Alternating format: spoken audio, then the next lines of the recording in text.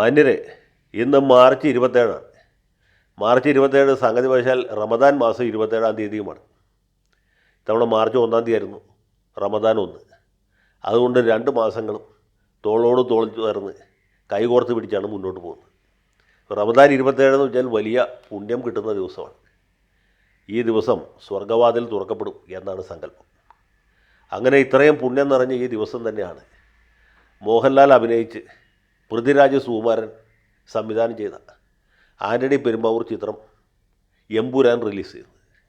ഇനി ലൈലത്തുൽ ഖദറിൻ്റെ അന്ന് റിലീസ് ചെയ്യുന്നതുകൊണ്ട് ഈ സിനിമയ്ക്ക് പ്രത്യേകിച്ച് വല്ല പുണ്യവും കൂടുതലായിട്ട് കിട്ടുമെന്ന് നമുക്കറിയില്ല. അത് വലിയൊരു കളക്ഷൻ ഹിറ്റായിരിക്കും എന്നാണ് മോഹൻലാലിൻ്റെ ആരാധകരും പൃഥ്വിരാജ് സുകുമാരൻ്റെ ബന്ധുക്കളും ഒക്കെ വിശ്വസിക്കുന്നത്. ഇതിൻ്റെ ടിക്കറ്റ് എത്രയോ ദിവസം മുമ്പ് തന്നെ വിറ്റുപോയി. ഇനിയും ഒരുപാട് ടിക്കറ്റ് ഒരുപാട് പബ്ലിസിറ്റീന് പല ഭാഗത്തും കിട്ടിക്കൊണ്ടിരിക്കും. ലോകത്തെമ്പാടും ഈ ദിവസം തന്നെയാണ് ഇത് റിലീസ് ചെയ്യുന്നത്. അങ്ങനെ എമ്പുരാനും ഈ റമദാൻ 27 ഒരുമിച്ച് വരികയാണ്.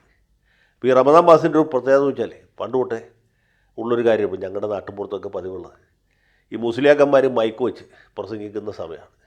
രാത്രിയിൽ ഇവരുടെ വയള് എന്ന് പറയും, രാപ്രസംഗം. അതിങ്ങനെ നീണ്ടു പോകും. നല്ല ഈണത്തിൽ അവർ ഖുറാനിലുള്ള ആയത്തുകളൊക്കെ കോട്ട് ചെയ്യുകയും പിന്നെ മലയാളത്തിൽ അതിൻ്റെ അർത്ഥം പറയുകയൊക്കെ ചെയ്യും. അപ്പോൾ യുവാക്കളും വൃദ്ധന്മാരും സ്ത്രീകളൊക്കെ പോയിരുന്ന് ഈ പ്രസംഗം കേൾക്കും. അത് തന്നെ ഒരു പുണ്യകർമ്മമായിട്ടാണ് കണക്കാക്കുന്നത്. പക്ഷേ ഇപ്പോൾ പഴയ പോലെ പ്രസംഗം കേൾക്കുന്നില്ല. എനിക്ക് തോന്നുന്നു ഹോൺ മൈക്ക് സർക്കാർ നിരോധിച്ചുകൊണ്ടാണോ അതും ഈ പരിപാടി തന്നെ നിർത്തിക്കളഞ്ഞാണോ എന്നറിയില്ല. പക്ഷേ മുസ്ലിയാക്കന്മാർക്ക് യാതൊരു റെസ്റ്റുമില്ല. മിക്കവരും തന്നെ യൂട്യൂബിലാണ് ഇപ്പോൾ പ്രസംഗിക്കുന്നത്. അതും നല്ല വരുമാനമുള്ളൊരു പരിപാടിയാണ് എന്ന് തോന്നുന്നു. അപ്പോൾ യൂട്യൂബ് പ്രസംഗകരിൽ പ്രമുഖനാണ് കുമ്മനം ഉസ്താദ് എന്ന പേരിൽ അറിയപ്പെടുന്ന ഒരു പണ്ഡിതൻ.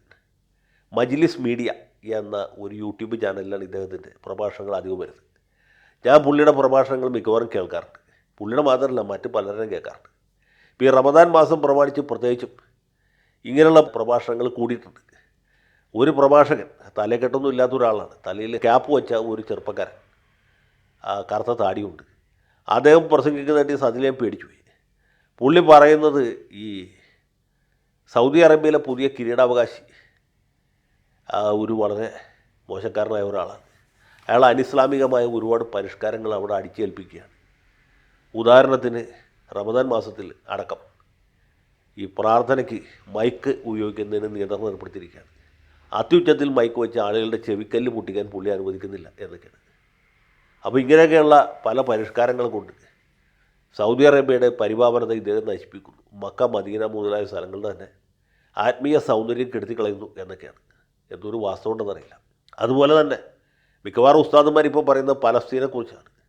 പാലസ്തീനിൽ നമ്മുടെ സത്യവിശ്വാസികൾ നേരിടുന്ന വലിയ ക്രൂരതയെക്കുറിച്ച്, കുട്ടികളടക്കം കൊല ചെയ്യപ്പെടുന്നതിനെക്കുറിച്ചൊക്കെ ഇവർ വാചാലമായിട്ട് പ്രസംഗിക്കുന്നുണ്ട്. കഴിഞ്ഞ ദിവസമാണ് കോഴിക്കോട് കടപ്പുറത്ത് ജമാഅത്തെ ഇസ്ലാമിക്കാർ വലിയ പ്രാർത്ഥന രാവ് സംഘടിപ്പിച്ചു.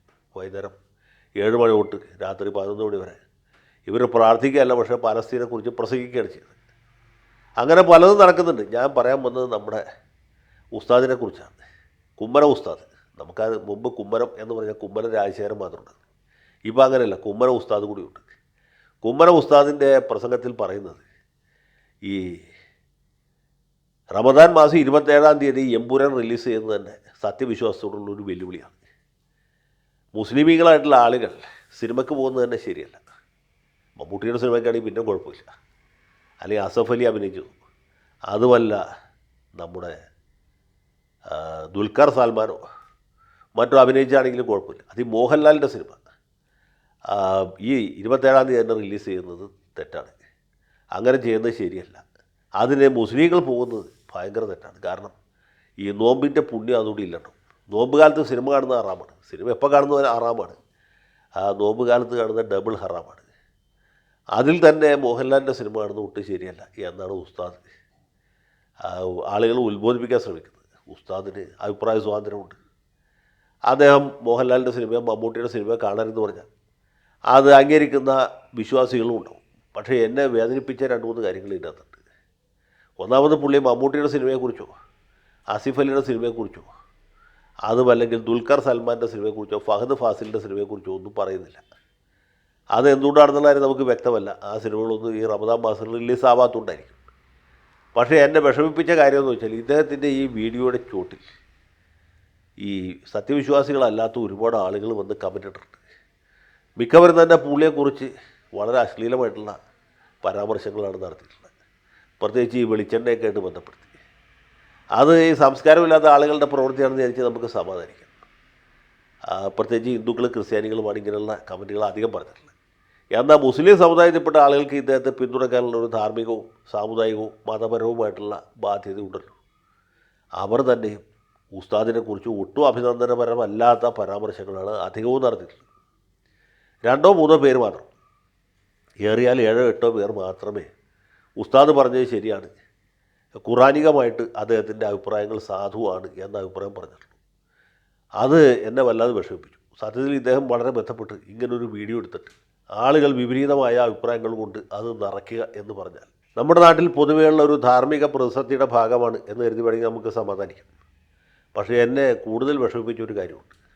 ഉസ്താദ് ഈ വയൽ പറയുന്ന സമയത്ത് അദ്ദേഹത്തിൻ്റെ തൊട്ട് പിന്നിലിരിക്കുന്ന മറ്റൊരു മതപണ്ഡിതൻ, ഇദ്ദേഹത്തിൻ്റെ ഏതോ ജൂനിയർ ഉസ്താദാണ് എന്നെനിക്ക് തോന്നുന്നു. തലയിൽ തൊപ്പിയൊക്കെ ഉണ്ട്, താടിയുമുണ്ട്. ഇദ്ദേഹം ഈ പ്രസംഗിക്കുന്ന സമയത്ത് ഈ തൊട്ട് പുറകിലിരിക്കുന്ന ആൾ ഉറക്കം തൂങ്ങുകയാണ്. പുള്ളിയുടെ കണ്ണുകൾ ഇങ്ങനെ അടഞ്ഞ് പോകും. ഒരു ഘട്ടത്തിലെത്തിയപ്പോഴത്തേക്കും ഇദ്ദേഹം നന്നായി ഉറങ്ങുന്നു. ഈ വയൽ തീരാറാകുമ്പോഴത്തേക്കും പുള്ളി ഞെട്ടി ഉണരുന്നു. പുള്ളി എന്താണ് ഇവിടെ സംഭവിക്കുന്നത് എന്നറിയാതെ പകച്ചു നോക്കുന്നു. ഈ വീഡിയോ കണ്ടാൽ ആർക്കും ബോധ്യം വരും. സത്യം പറയും, ഇതാണ് എന്നെ കൂടുതൽ വേദനിപ്പിച്ചത്. ഉസ്താദിൻ്റെ പ്രസംഗം ഉസ്താദിൻ്റെ തൊട്ട് പുറകിലിരിക്കുന്ന ഉസ്താദിന് പോലും സഹിക്കാൻ പറ്റില്ല എന്ന് വെച്ചാൽ, അല്ലെങ്കിൽ പ്രസംഗം കേട്ട് ഉറങ്ങിപ്പോകാമെന്ന് വെച്ചാൽ, ഈ രാജ്യത്ത് സന്മാർഗത്തിൻ്റെ അവസ്ഥ എന്താവും നിങ്ങൾ ഊഹിച്ചു. ഈ ഉസ്താദുമാരെ പോലെ സന്മാർഗികളായിരിക്കില്ല വിശ്വാസികൾ എന്ന് നമുക്ക് ഉറപ്പിക്കാം. അപ്പോൾ വിശ്വാസികൾ വഴിതെറ്റി പോകും എന്നുള്ള കാര്യത്തിൽ ആ ഒരു സംശയമില്ല. വിശ്വാസികൾ മാത്രമല്ല, മതപണ്ഡിതന്മാർ തന്നെ ഇത് കേട്ട് ഉറങ്ങിപ്പോവുകയാണ് എന്ന് പറഞ്ഞാൽ എന്തൊരു കഷ്ടമാണ് എന്നാലോചിച്ചു. നിസാമുദ്ദീൻ അസ്ഹരി എന്നാണ് ഇദ്ദേഹത്തിൻ്റെ ശരിക്കുള്ള പേര് എന്ന് ഞാൻ മനസ്സിലാക്കുന്നു. മജ്ലിസ് മീഡിയയിലാണ് അദ്ദേഹത്തിൻ്റെ വീഡിയോ വന്നിട്ടുള്ളത്. ഇത് കാണുന്ന എല്ലാവരും മുസ്ലിം അമുസ്ലിം വ്യത്യാസമില്ലാതെ അദ്ദേഹത്തിൻ്റെ വീഡിയോ കണ്ട് പ്രബുദ്ധരാകണം. മോഹൻലാലിൻ്റെ എമ്പുരാൻ അടക്കമുള്ള സകല സിനിമകളെ നമുക്ക് പൊട്ടിക്കണം എന്ന് ആഹ്വാനം ചെയ്തുകൊണ്ട് എൻ്റെ എളിയ വാക്കുകൾ അവസാനിപ്പിക്കുന്നു. എല്ലാവർക്കും നന്ദി, നല്ല നമസ്കാരം.